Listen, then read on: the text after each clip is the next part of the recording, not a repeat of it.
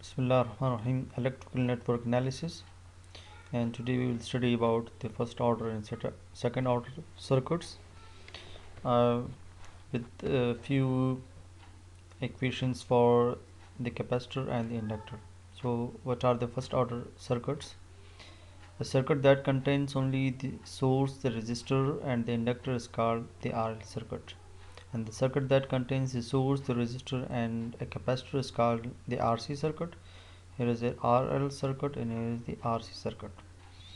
So the RL and RC circuit are called the first order circuits because their voltages and currents are described by the first order differential equation. Okay, any first order circuit can be reduced to a Thevenin or the equivalent Norton equivalents connected to a single equivalent inductor or capacitor. If we have the current source, then the first order circuit can be reduced to Norton's equivalent circuit, and if we have the voltage source, then it can be converted to a Thevenin equivalent circuit. Okay, we have two states for any RL or RC circuit. The one is the transient, um, as we have discussed, and the other is steady state. Okay, so this is the initial stage, okay, and this is the second stage of any RL or RC circuit. So at the start, when the current is flowing through a capacitor, it is going to charge. So it is a charging phase, or we can say that this is the initial condition or the transient condition, transient state. So once it is fully charged, then no current will flowing through that capacitor, because the voltage uh, developed across the capacitor and the voltage of the source will be equal, so there will be no potential difference, so current will be equal to zero. So it means in steady state the capacitor acts as an open circuit because no current will flow through the capacitor. On the other hand, the inductor at the start opposes it opposes the initial current, because it is the property of the inductor that it opposes the change. So when the current is flowing through it, a field across the inductor is produced in such a direction that it opposes the in the current of the source. So it is actually the transient case. So in transient, the inductor acts as a open circuit because it doesn't allow the current to pass through it, but later on in the steady state it acts as a short circuit. Now what are the second order circuits? The second order circuit contain two storage elements, either both are the inductor or both are the capacitor, or one inductor or one capacitor. Okay, and we have nothing to do with the resistive circuit because resistive are not the storage element. So whether it has one resistor or two resistor, it doesn't count to the second order circuit. In second order, only the number of the storage elements. If the storage elements are two, it means the circuit is called the second order circuit, because uh, we can represent its current and voltage by a second degree differential equation. Okay, so this is also as second order circuit because we have one inductor and one capacitor, either it is in series or parallel. uh, in both the cases we have called this as a second order circuit. Okay, this in this case we have two inductors, in this case we have two capacitors. All these four are the examples of second order circuit. Okay, now the comparison of an capacitor and the inductor. So for the differential equation we have the differential equation for the current in the capacitor, and in case of the inductor we have the differential equation for the voltage. So I is equal to C dV or dt. We will prove this in the next in the coming slides. Okay, so v is equal to L di by dt. Changing current will produce a voltage, and the changing voltage will produce a current in the capacitor. Okay, now for if you have the voltage, this voltage v, then we have to apply integration. If we want to get the voltage value for the capacitor, then we have to apply the dividing c on both sides, so we will get 1 over c integration I c dt. Okay, and it depend upon that when the switch has been closed. Okay, so these are the limits for the switching time. Okay, similar is the case if we want to know the current value, then we have to first divide the L and then apply the integration on both sides. The integration will be cancelled with this derivative, and we will get this equation for the current.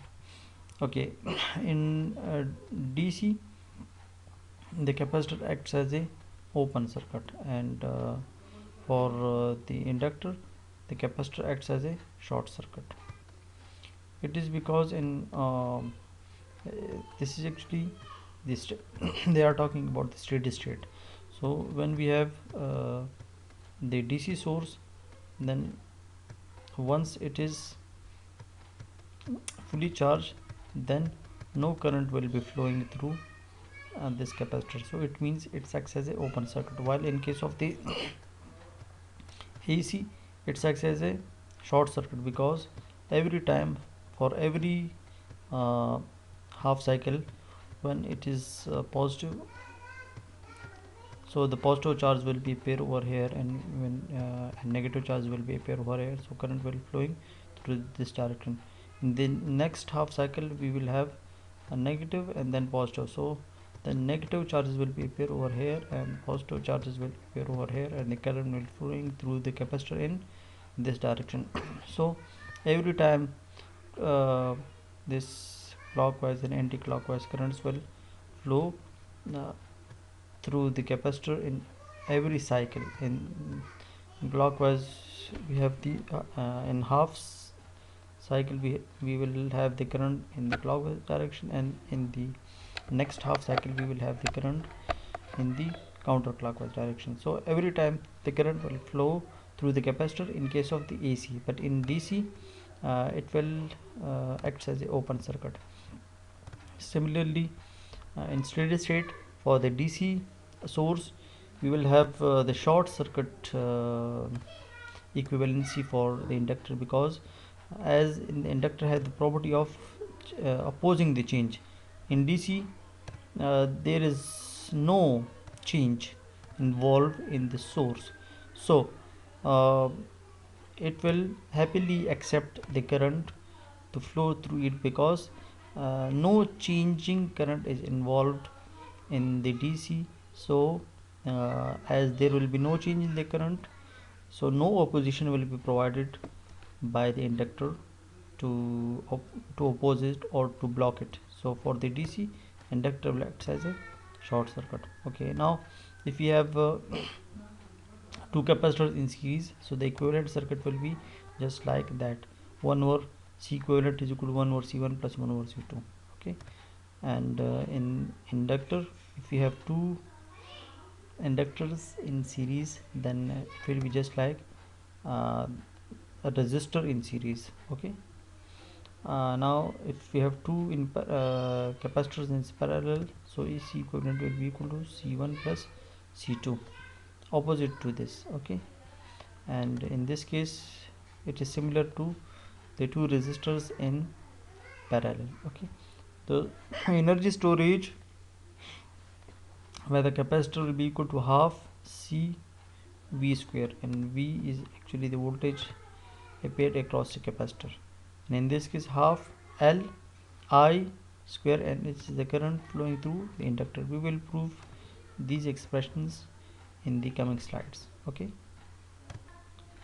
this is the symbol of the capacitor, or the structure of parallel plate capacitor, it is actually positive charge plate because it is connected to the positive terminal of the battery and it is connected to the negative terminal of the battery, so negative charges will appear over this plate. Okay, and D is the separation between the two plates, and A is the effective area of the plate. Okay, so now what would be the capacitance?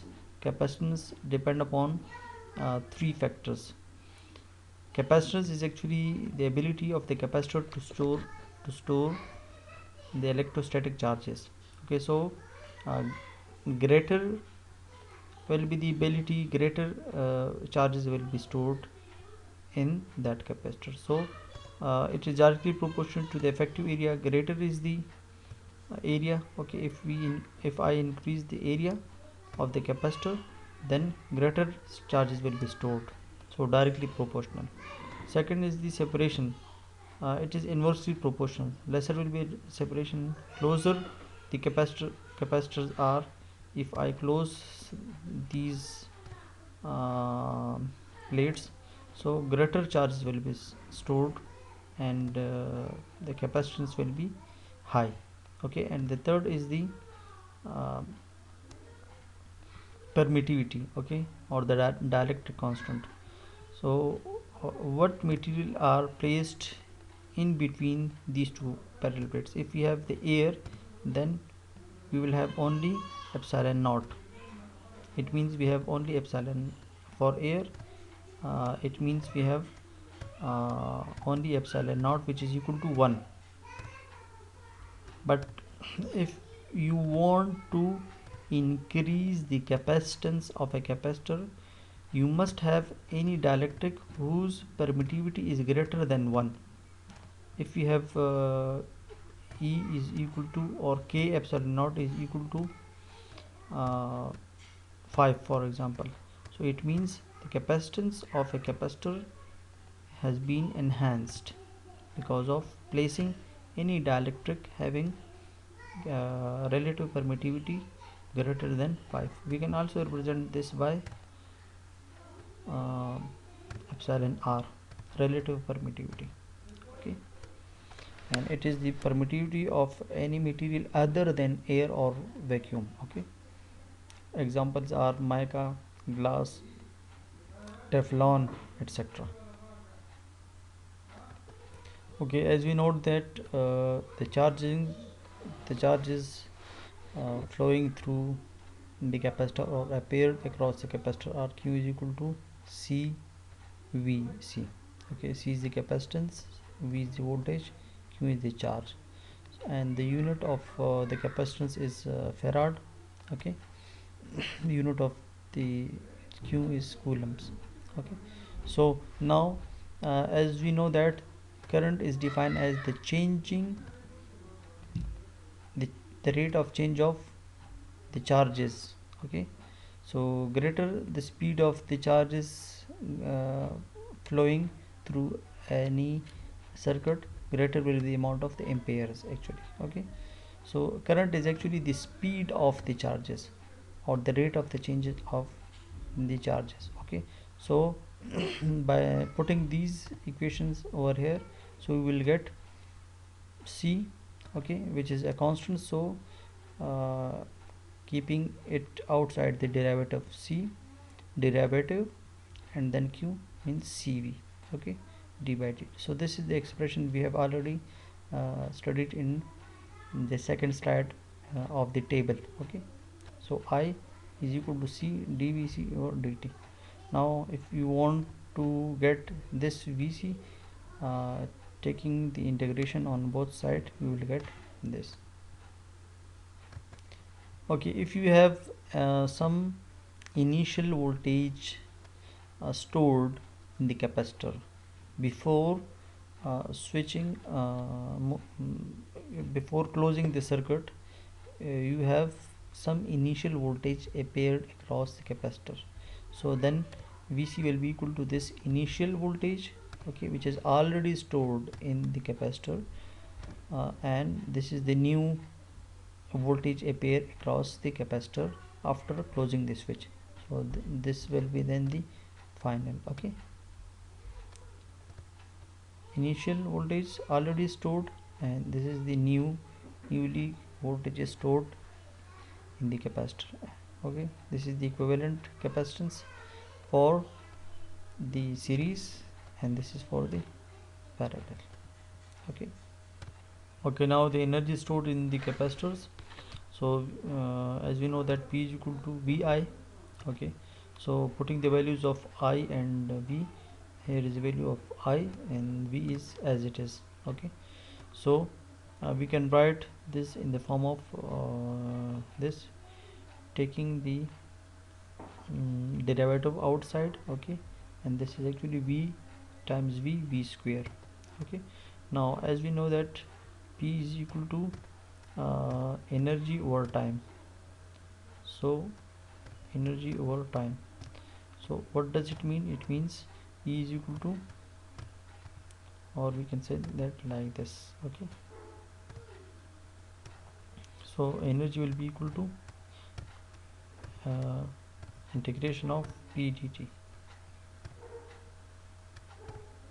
So this is actually energy stored. Okay, energy stored, it has the same unit as work done, so it may be represented by the W. So putting the value of P from here to here, so as the derivative and the integration are the reciprocal of each other, so they will be cancelled out, and we will left with this is actually the expression for the total energy stored in the capacitor. Now the inductor is the element which store the electromagnetic flux or electromagnetic field. Okay, so it means it get magnetized when it store the energy. So L is the inductance, the ability to store the magnetic field. VL is equal to LdI by dt. Okay, and this is a coil, and these are the flux lines, magnetic lines of force. Okay, the other example is this solenoid, iron core solenoid. This is a toroid. Okay, in the spherical shape. So these two can be an example of the inductor which stored the, both of these are storing the magnetic energy. So these we can call these as the example of inductor. Okay, these are the expression for the inductor voltage. VL is equal to LdI by dt. I is equal to integration, taking the integration on both sides, we will get 1 over L integration VL dt. Okay, and if we have some initial current flowing already flowing through the inductor, then we will get I is equal to I naught and this. Okay, by similar way we can find the energy stored in the inductor and the inductors. The same formula which we have already studied in finding the energy stored in the capacitor, P is equal to Vi. Putting the values of I and VL over here, we will get this. Now the energy storage has the formula of this. Putting these values over here, we will get half L I square T. Okay, that was all for the moment. Thank you.